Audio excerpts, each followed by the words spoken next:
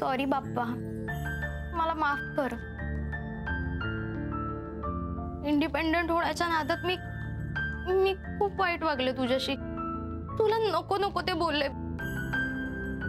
मी खूप वाईट आहे. मी तुझ्याशीच काय, मी सगळ्यांशीच खूप वाईट वागले बाप्पा. तुला मी हक्काने सॉरी तरी म्हणू शकते, पण सायलीचं काय?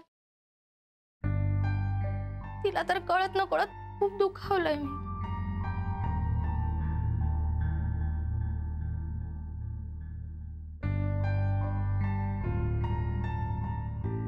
काही सॉरी वगैरे म्हणण्याची गरज नाही. अशी कशी गरज नाहीये सायली? किती आणि काय काय बोलले ग तुला. खरंच खरंच सॉरी. हो, पण सुरुवात मीच केली ना. माझा जॉब गेला त्या प्रेशरमुळे उगाच तुझ्यावर ओरडली. हो, पण तेव्हा तू टेन्शन मध्ये होतीस ना, मग मीच समजून घ्यायला हवं होतं तुला. मी चुकले.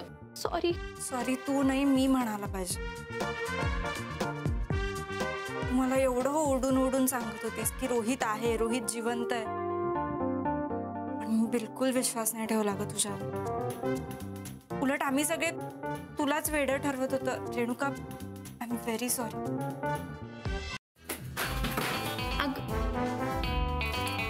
काय ग परी? अगं काय आहे सगळं? बॉलिवूड सिनेमाच्या सीडीज आहेत. हो, त्या दिसतायत, पण कशाला? कशाला म्हणजे? तू रोहित कसा वाचलाय कळायला नको का? अगं पण रोहित कसा वाचला हे या मूवीज बघून कसं कळणार आहे? हा, मग तो काय रॉचा एजंट आहे का एवढं प्लॅनिंग करायला? त्याने 100% असे जुने सिनेमे पाहिले असणार आहे आणि मग सगळं प्लॅनिंग केलं असणार आहे. परी, म्हणजे रोहित कसा वाचला हे कळण्यासाठी तू हे सगळे सिनेमे बघणार आहेस?